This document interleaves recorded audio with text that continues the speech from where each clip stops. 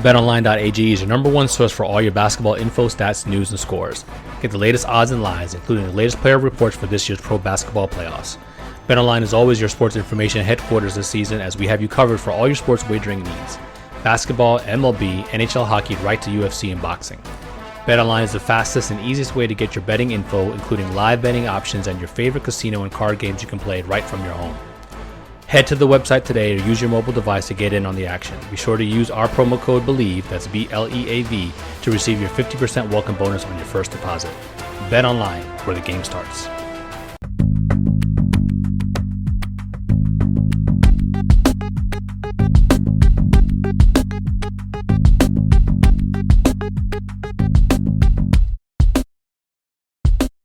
Welcome to Believe in Celtics, brought to you by Bet Online. I am Warren Shaw. He is the great Gary Washburn, and we are a host and resource for everything Celtics this season. We are tapping in here now after the first round defeat of the Atlanta Hawks. Gary, what's good, man? How you feeling, brother? Good. First round's almost over. We're kicking into some of the series, the conference semifinals. Also, one intriguing game left in the West for the first round. But yeah, it's now the rubber hits the road and all the cliches, and now it gets really fun because you got a lot of really good teams still left and some really great stories, because obviously with Milwaukee out and Memphis out, a lot of teams that people thought would be the favorites or one of the favorites, there could be some great matchups, some old traditional matchups in the coming weeks in terms of some of these teams meeting in the semifinals or the finals or even the NBA finals. Yes, sir. The first round did not disappoint. And again, we're not even completely out of it here as we record here on our show, Game 7 here today as we're recording. But we'll keep it Boston Celtics centric here. But as first, got to do our plugs. If you're listening to us on any of your podcast platforms, make sure you give us a 5-star rating. And make sure you're following my guy, G Washburn Global on Twitter. You can follow me on Twitter at Shaw Sports NBA, and Believe at Believe or at Believe Network, Believe Sports as well, too. So the first round, Gary. Whew.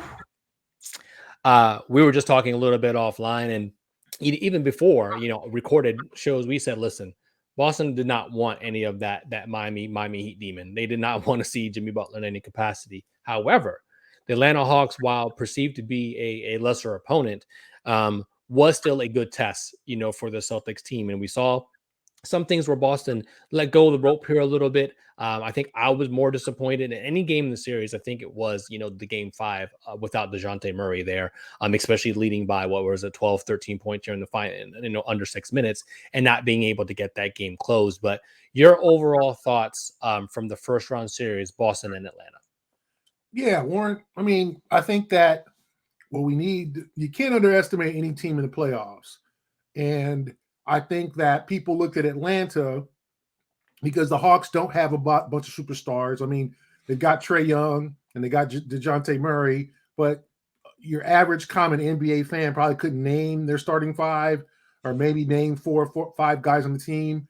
But they have a lot of talent. I'm not talking about their championship talent, okay? I'm talking about the talent that you can't take lightly. And I think that I don't know if the Celtics took them lightly. Those came out and punched first. Yeah, 30-point lead halftime game 1, took care of business game 2. If you for our Bet Online folk, all the sponsors, they covered the spread the first 2 games, made it easy on themselves. The game 3, Atlanta played in a pretty amazing game. All their bench guys came up and scored big and all that. But I think people had underestimated the Hawks perception-wise. They were 3rd in the league in scoring. Okay. They punish you on offensive rebounds. They give second chance points. They got 2 bigs, Olukondu and Capella, 2 capable bigs.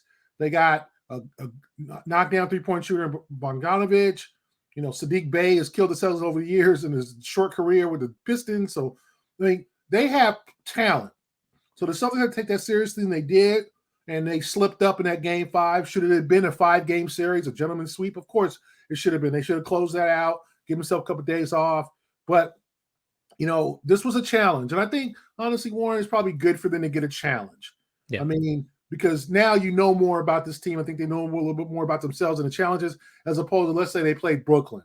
Brooklyn, in as much as it was a nice story that they had, kind of rallied to make the playoffs, but stayed in the playoff race despite trading away KD and Kyrie. They didn't really have a go-to guy. They were still trying to figure things out. You can't win playoff games with just 5 equally talented guys and nobody's a superstar, right? You got to have a man. You got to have a Jimmy Butler, Joel Embiid, Jayson Tatum, Trae Young. You got to have a guy that's like, nah, man, I got this. I'm taking this home. So I think the Sixers might have gotten a break by playing Brooklyn, but the Celtics got a challenge. And I think that they did well in the challenge. Yeah, you could talk about game 5 and break that down, and a lot of mistakes made. In kind of the perfect scenario, Trae getting hot from 3, the technical foul, 3 offensive fouls, like everything that went wrong with that could have gone wrong did. You know what I'm saying? John Collins getting hot from 3, like guys stepped up. The Hawks took that game from them, but the Celtics botched it, and that happens. We looked at Warren. If you look at game 5 of the Clippers Suns series, remember Phoenix had built a 20-point lead in the fourth quarter, hey, we got this. The Clippers cut it to 2 with like a minute left and had the damn ball. Yeah, and Norman Powell missed the 3. Yeah. So it happens. Minnesota and Denver. Minnesota pushed Denver to the final minutes. Like, it's a cliche. People, 20-point lead is nothing. 13-point lead is really nothing. If you don't execute down stretch, keep your pace, keep your tempo going, and then play good defense. So I think it was a good educational series for the Celtics. I think Quinn Snyder coached, in three cases, probably outcoached Joe Mazzulla a little bit and exposed some weaknesses, that the Celtics have. And maybe the Celtics will take the last few days and go over those and figure out, okay, this is what we need to improve on for the next series. So I think it was good for them to get challenged and get pushed as opposed to doing this easy 4-game sweep and you don't really know much more about them than you did when the season ended, regular season ended. So me, I think I've been harping on it. It may seem like I may have an axe to grind, and I certainly don't. But I think, again, from your perspective, what you made that point there about Quinn, I think is where I kind of want to take the next point of the conversation is like, so Mazzulla, how do you think he specifically, because the rest of this group for the most part is tested. And Mazzulla's obviously been there and been on the bench, so to speak, but in that head coach seat, that number 1 slot, how do you think he can improve and be better moving into the second round here of the playoffs? What did he learn potentially from this Atlanta series? I just think he learned as a series of adjustments. Every game is an adjustment, whether it be starting lineup, rotations.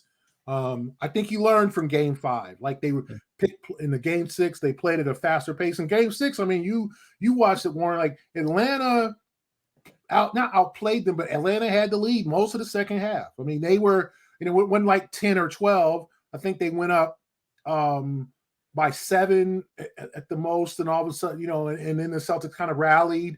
But Atlanta was kind of in control of that game in terms of like leading most of the way. And then the Celtics just kind of outlasted them. Good minutes from Grant Williams, like playing guys who are contributing, who are good ball players. Grant Williams. I feel like you got to use him. He's not a scrub. He's a guy who could make some money this summer, right? Maybe not the $20 million that people are talking about, or maybe he wants, but he's a guy that is a good rotational piece that you want on your teams for years to come. Do you think that was a mistake, though, by not playing him earlier in the series and more minutes? Oh, totally. I mean, listen, Warren, you saw it. He hit 4 threes in game 3, right? He came off the bench. He almost, he was great in game 3. He played 56 seconds in game 4 and didn't play in game 5. And I don't know if it's personal. I don't know what the deal is, but you got to use that guy.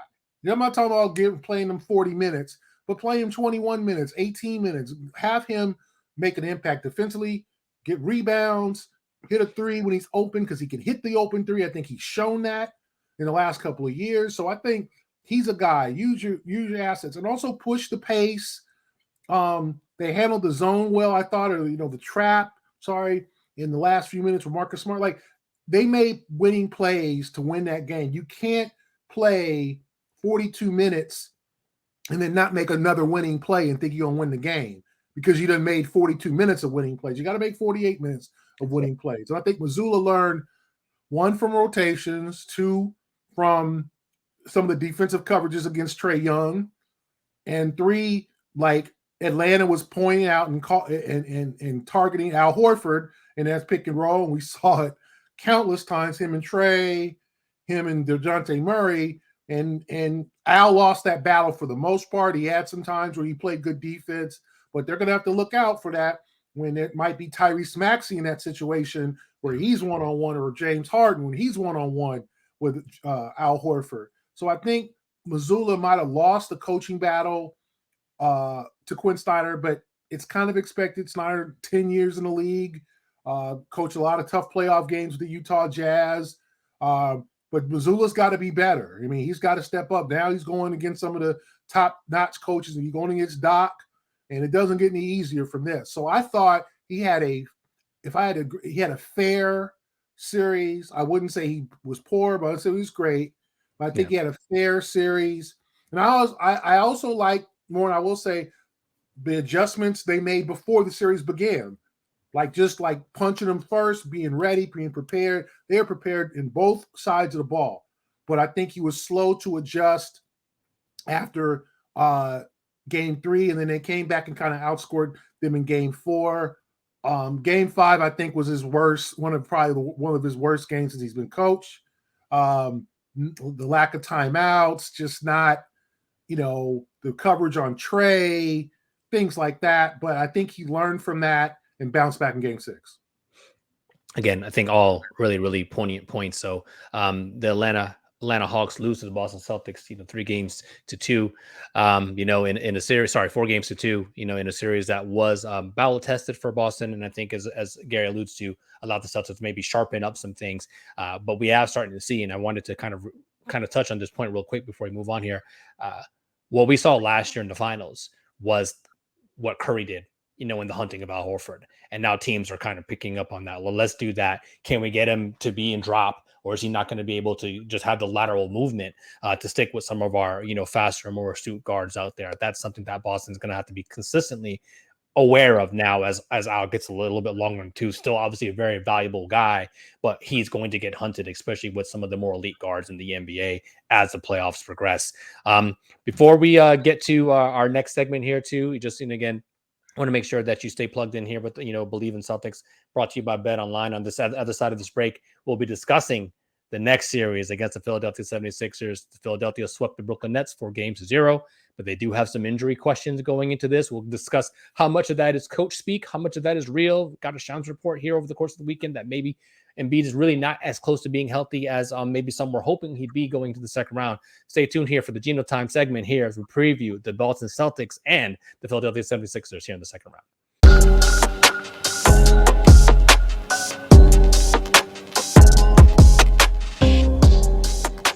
And on this week's edition of Geno Time here, brought to you by Believe in Celtics, second round action. And here come the 76ers yet again. Familiar foe, familiar team, Joel Embiid here in his MVP campaign. Let's just kind of start at the top here. Gary, what are you hearing? You're plugged in. Embiid is questionable, I think it is right now for game 1. Shams reports that, it might be a little bit worse than a grade one sprain on that knee. What's your intel telling you on Joel Embiid and his status for the course of this series? I think it'll be a game time decision. Now, will Doc hold him out precautionary to give him another couple of days off and then maybe bring him back for game 2 on Wednesday, or even game 3 on Friday? That'll be interesting to see. But right now, I think it's touch and go. I think that, he's going to want to play, but this is not a guy who, you can't be, as big as Joel Embiid is, and then gut through a knee injury. That's rough. That affects obviously your speed, your mobility, the ability to spin and move and all that stuff. So you want to be careful here. And Joel is not proven to be the most durable guy throughout his career. And it's not a knock against him. He's a big guy. He gets hurt. But I do think, Doc could be at times playing a little bit of possum and saying, hey, we don't know, Right. and all of a sudden he's in there and starting lineup for game 1. that's the tough part. I think the Celtics are going to go in assuming that Embiid is going to play until they're told he's not going to play. And they're still a dangerous team without Joel Embiid. They're a little different. Guys, Maxey will have to take on the responsibility of scoring, and James Harden will have to throw up a couple of more shots. I don't think he'll have any problem with that. Tobias Harris and Georges Niang and PJ Tucker, like some of those other guys will have to step up too. So I think they're still a formidable opponent. And we've seen the Celtics this year facing teams that have been shorthanded and how they've struggled in that situation. So I don't think they can look and go, oh, we got this. Hey, let's just go in and give our B game, and that should be good enough to win. Like, no, punch them in the mouth, take control of this series, whatever. And that means if Embiid's hurt for game one, that means even more pressure on Boston to get game one, to make a statement in the series, to be able to say, hey, take control of this series early. And, you don't want this to be a 7-game series if it doesn't have to be. And, as we've seen, Warren, now the path to the finals is different. Milwaukee's the big guy, the big team, the team that Celtic fans have been targeting as knowing that it could be the Eastern Conference Finals for months, for the last year. They're gone. Okay, so now you've got, if you get past the Sixers, you've got the 5th seeded Knicks, who still be a problem. Sure. Or the 8th seed. Okay, but you've got home court advantage. Home court advantage is no longer an issue. Whatever series you play now, even if you get Denver in the finals, Celtics have home court advantage and a better record than Denver in the regular season. So so now it's up to the Celtics to take advantage of this situation and flourish and not rest in their laurels or get laxed. That's the biggest danger. And I think that they'll be focused. And I think they understand how important it is to get game one of this series, make a statement, say, hey, Philly, we're here. We ain't going nowhere, because it's going to be hard to win in Philly. It's going to be hard that, they can win in Philly. They've won in Philly before, but it's one of the tougher road venues, especially in this rivalry.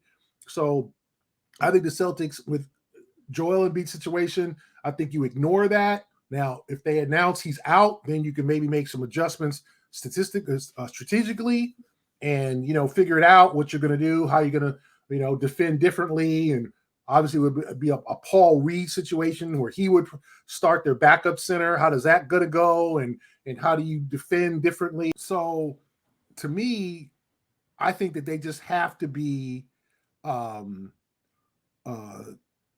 efficient.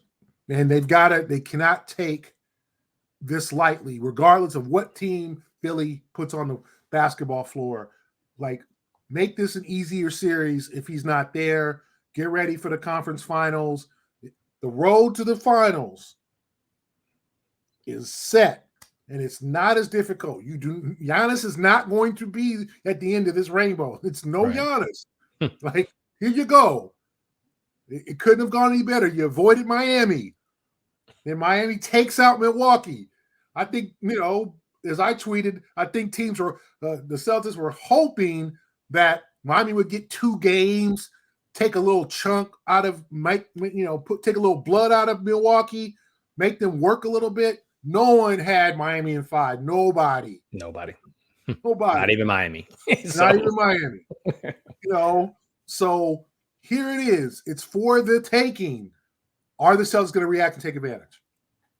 Let me ask you this question, and kind of circling back to the Embiid conversation specifically. So if he does play, well, we know he's not 100%. So he is a all-NBA defender as well too.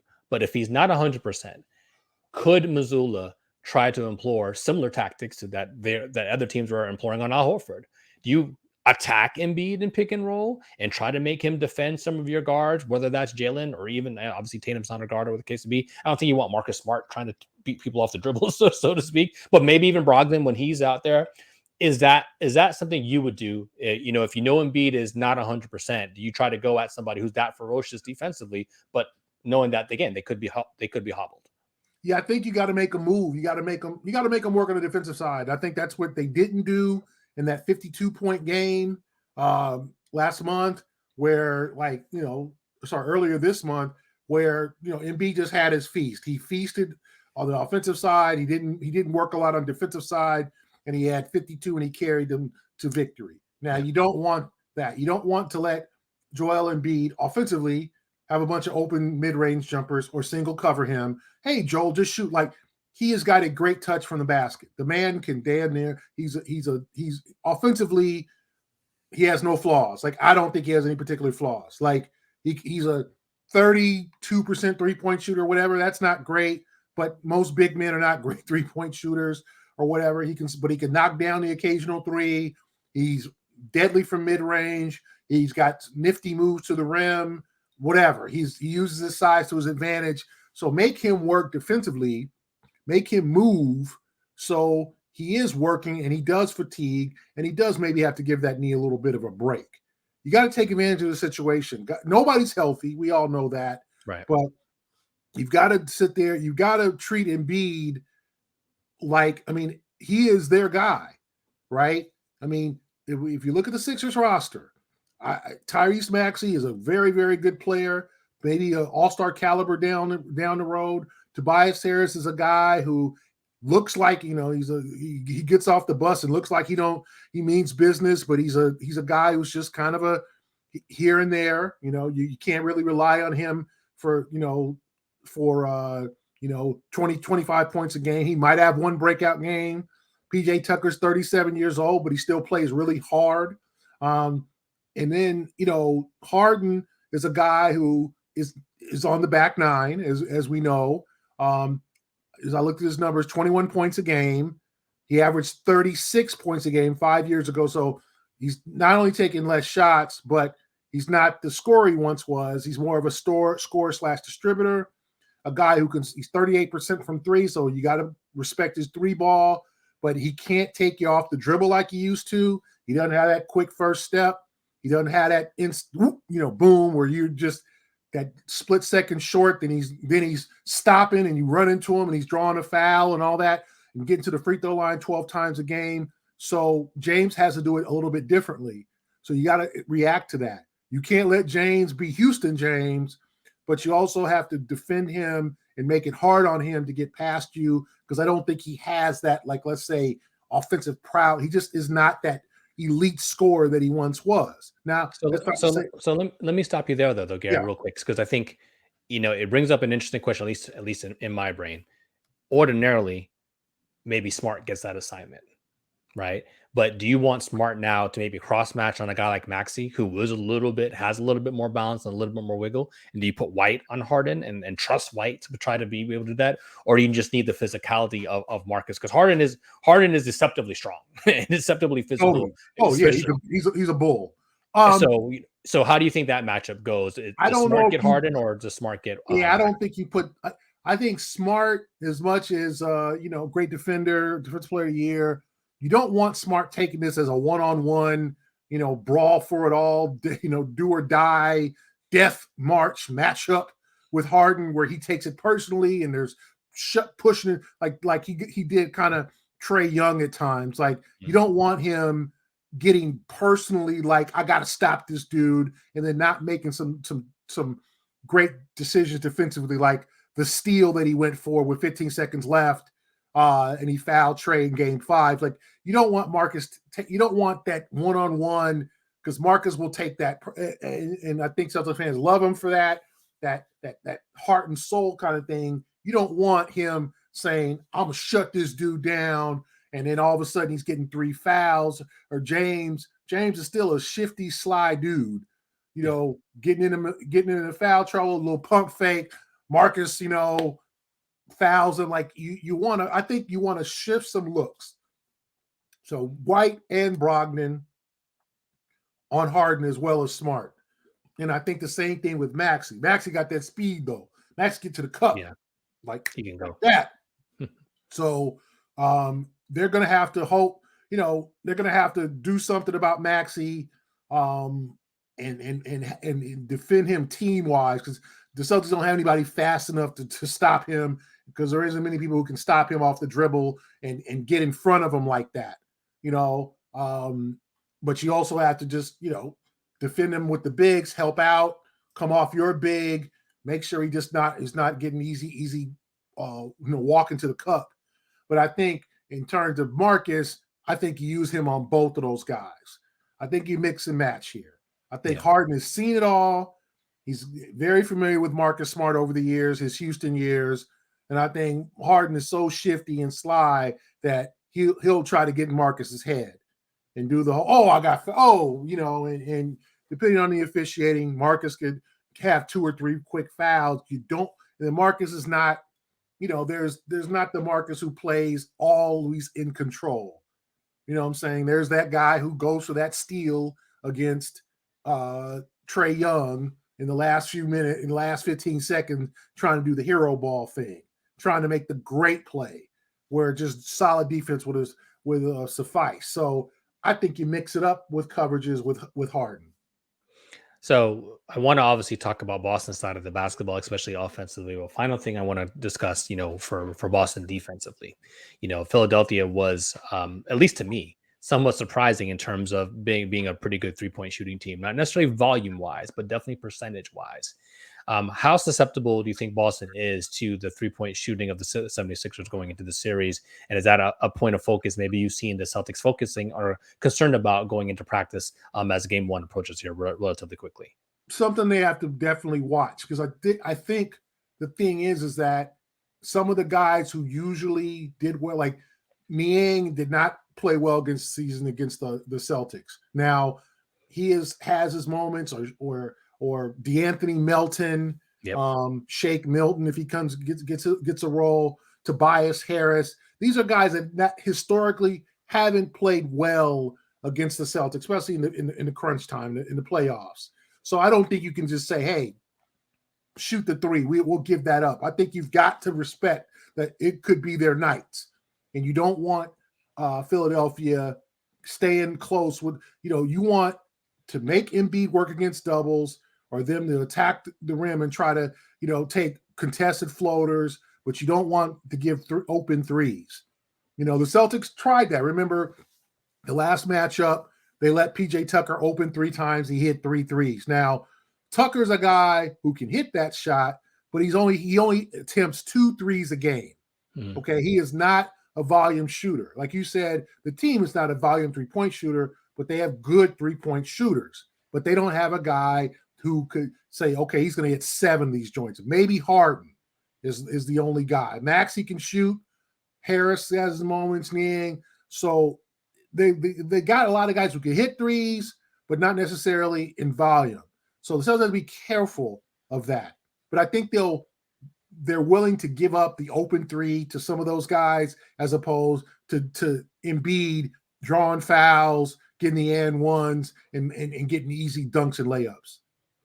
I think that's very well said, and again, you don't want to give anybody open looks. I think I was surprised with Brooklyn's strategy, even going all the way back to game 1 against Philly, and there's like, go ahead and shoot the 3. Yeah. And they got romped. And I think, again, if you give good shooters good looks throughout the course, you're definitely going to get burned. And hopefully Boston will definitely learn from that. But on the flip side of this, right, Philadelphia is a decent defensive team as well. But do they have the horses to keep up with the Tatum and Browns of the world? And I think that's where obviously Boston has relied upon all season long, and obviously auxiliary guys coming in to help and assist. But is it really just a series where you think Tatum and Brown are just going to dominate kind of throughout? Because Tobias Harris, James Harden, even PJ Tucker, those guys just aren't going to be capable to stay up with Tatum and Brown. That's the difference, Warren.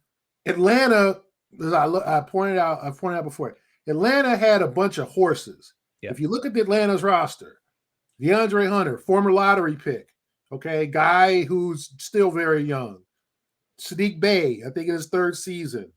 I'm trying to think, Okwandu, I butcher his name all the time. Yeah, Okwandu, I think. Close enough. Okwandu. Yeah, Okwandu. Thank you. Okay. Young guy. Like Atlanta weren't throwing out a bunch of graybeards. Okay. Atlanta wasn't throwing out a bunch of 30+ guys, right? They had a younger core. John Collins. I mean, Jaylen Johnson, like dudes that are athletic and big, yeah. Athletic and agile and young. Okay. The Sixers don't have that. Like Maxey's their young guy. Okay, DeAnthony Melton, if you want to throw him in and call him young, okay, you could do that.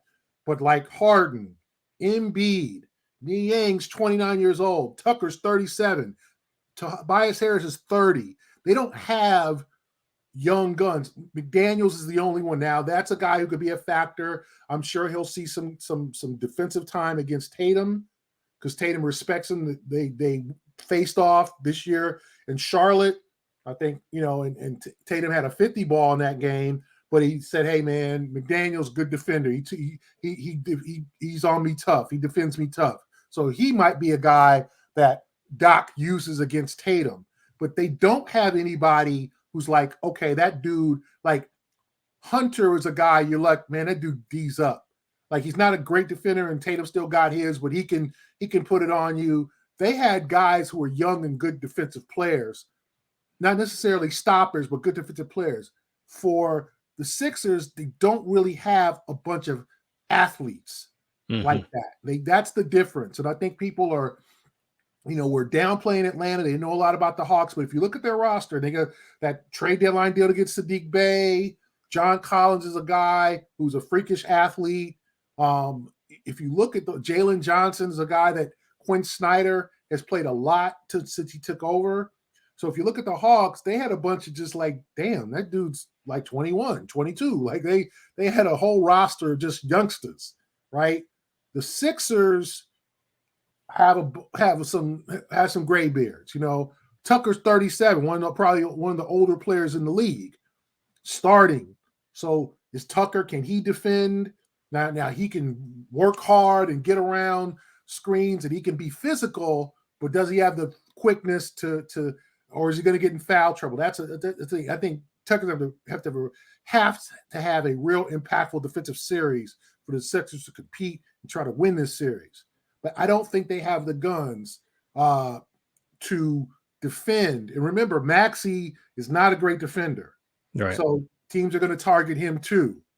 Like that's a thing. Maxey looks like he could probably he's one of those guys that we know, Warren, that it's all about his want to at this point in terms of being a defender. He's got to make that transition to being a better two-way player. But Melton is Melton's kind of light. Does he have the girth to guard Jaylen? It's going to be interesting to see how they match up. And Tobias Harris over the years has guarded Tatum. Tobias is big. He's just as big as Tatum, if not bigger in terms of built. But he's also not a great defender, but he tries. He'll give effort. So I think that's the difference in this series that I think gives maybe an edge to the Celtics, because if you look at the Celtics, the only dude 30 that they're running out there is Al. Yep. Robert Williams under 30. Horford's 29. I think Derek's 28. All these guys are in their prime or entering their prime. They're not throwing, they don't have Harden 33, Tucker 37, Embiid 29 with a lot of miles, Niang 29. Like they don't have a bunch of, I also think the Sixers got McDaniels for this matchup, for a team for a situation like this. Yeah. Yes. Yeah. He'll be key because he's a long wing, just like his brother. Unfortunately, his brother broke his hand for Minnesota, but very much the same player. Long, rangy defender, can hit the three, kind of a 3-and-D guy. Now, how much will Doc rely on him for that? Will he be the first guy off the bench? Who's going to be matched up with Tatum to start? Will it be PJ Tucker? We'll have to see. But I do think Atlanta's advantage over Philadelphia in terms of a matchup with the Celtics was Atlanta was more athletic. They were younger and made probably more mistakes, but if you look at that roster, you watch the series and weren't like they threw young guys out there. And the Celtics won't have to deal with as many of those youngsters in terms of Philadelphia. Philadelphia's a veteran ball club. So I'm going to take it from, before we close out here, obviously Boston was a pretty good rebounding team this year, actually even a lot better than Philadelphia was, which may be somewhat surprising, but I think you feel like Philly, it's Embiid, and that's really it. There's not another plus rebounder really on that team. So Boston can win the rebounding battle, just doing what they have been doing. And then they have to at least be season average 3-point line. They can't go into one of those lows where they're shooting, 43s and making 20%, right? Like Yes, it can't be that. totally. They're going to have a hard time. And then obviously turnovers are always key to any playoff series, one way or the other. I just kind of want to close with this one last kind of question for you, though. We expect what we expect from Tatum and Brown, regardless. Like that kind of has to be what it is, And I think your answer, kind of like throughout the course of the series, has always been like, all right, who's the next guy? And it's usually Derek White. Like Derek White has to be, contributing at a high level. But I'm going to ask you this: outside of White, should we and do they need more specifically out of Horford and Williams offensively than what we saw in that Atlanta series? Not necessarily even to keep Embiid running around, but just to have another release valve from somewhere else outside of the perimeter. Do you think that is something that can happen, between, Williams and Horford specifically? Yeah, Warren. Horford was not good mostly in the Atlanta series from three, and he got a lot of open threes.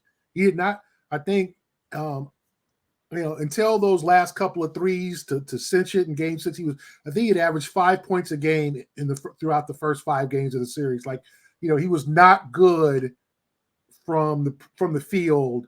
He did not contribute much offensively. He tried, and they put him in the pick and rolls, and it was not a great series for Al Horford. It was a series that maybe showed his age a little bit. Yeah. Okay, and Robert was up and down. The good news for Celtics fans is he stayed healthy. There was no injury concerns throughout the series. But he wasn't great at times offensively either. But I think he had his moments. And he's got to fight more on the boards. Like the Celtics, he's got to fight more. So I do think that they could use more offensive punch. Horford from the three, and maybe Horford will get a couple of more open threes, and maybe he'll knock them down. Right. And a guy like Hauser might get a couple of open threes, but I do think Williams and Horford do need to produce more offensively. Now, not a lot. They don't need to score score 15 points per game, but Al needs to hit the open three. If he's wide open, he's got to hit that shot. Williams needs to be more of a lob threat. I think he'll be more of a lob threat in this series because Atlanta's bigs were physical, push you around. Besides Embiid, I don't think we know all that much about Paul Reed, who could play now a pivotal role in this series, but he's the backup center. He's kind of a guy that's kind of a developmental guy who's now played himself into more minutes. So it's hard for me to say, oh yeah, like they got to stop Paul Reed. We don't know a lot about him. We'll see how obviously his role expands perhaps with the Embiid injury. But I do think, Warren, they could use, and it would make it an easier series if they got more open J's, open threes knocked down by Horford, and more of a lob threat from Robert Williams. Well, as we record here on Believe in Celtics, they prepare for this first round matchup again, home court throughout the course of the playoffs. As long as they're alive, great situation for Boston, and the path is definitely laid. You never want anybody to be hurt, but if Embiid is not 100%, this should be a series for the taking for this Boston Celtics team. And hopefully for them, they can kind of get it done. But the growth needs to happen kind of throughout the course of the playoffs. And I think what we said earlier, even specifically even from Mazzulla, like seeing what it means to be at this next level now and making the requisite adjustments. Ironically, Doc Rivers is a guy who gets criticized for not making adjustments, as good as a coach as he is, in his NBA career. But we'll see, what happens during this playoff series. Again, we'll stop what we did. We won't do what we did. We're not going to make any predictions. We'll kind of keep things as they are. We've laid out the case for both teams and let the chips fall where they may. So this that'll do it for this week's edition of Believe in Celtics, previewing the Sixers and Boston Celtics here in round 2 of the Eastern Conference. Gary, any final words here before we sign off, my guy? Just hopefully enjoy the playoffs. Also, condolences to Heather Walker, the longtime Celtics public relations person. Just an amazing woman, and to watch someone battle cancer. And obviously, we all have been had someone in our family or friends affected by this terrible disease. But just to see her battle over the years, it's a tough situation. And as I don't think, we in our business, the PR people, we're like friends. It's a friendship that bonds there. They work for the team, but you're covering the team. So you need them. They need you for publicity. They need you. They want to get the story out or whatever. So you work hand in hand and you develop a friendship and off the floor or away from work, and you become, you get to know each other's families. You see them, having seen Heather's, she has 2 daughters, having seen her get married during the time I was covering the Celtics, having seen her have 2 daughters now, and they're still, one's a teenager, the one I think is about 10 years old, and now they're without their mom. And I mean, it's just a terrible situation, and to see her fight, I just want to offer condolences to her family and, everyone who has this terrible disease, blessings, and hopefully we can finally find a cure. But this is just, this was a tough one, because this is, you get to know people personally in this business. And we also lost, in terms of the NBA PR family, David Benner from the Pacers, about 2 months ago, month and a half ago. Another great guy who's and I said, what, Warren, you get to know these people, and you have conversations and you build friendships. It's like a work relationship, but a high level of respect between the media and PR people. So I just wanted to give my condolences to Heather Walker and her family. God bless her. Yes, I think that's extremely well said. I have nothing else to add. I mean, quality individual who meant a lot to that community, and even more to her family and loved ones as well too. So that'll do it here for Believe in Celtics. We will catch you at some point. Me and Gary, we ripping and running, but we'll definitely keep it pushing and make sure that we give you advance notice of the next episode. For Believe in Celtics, brought to you by BetOnline. I am Warren Shaw. He is Gary Washburn, and we'll definitely catch y'all next time. Peace.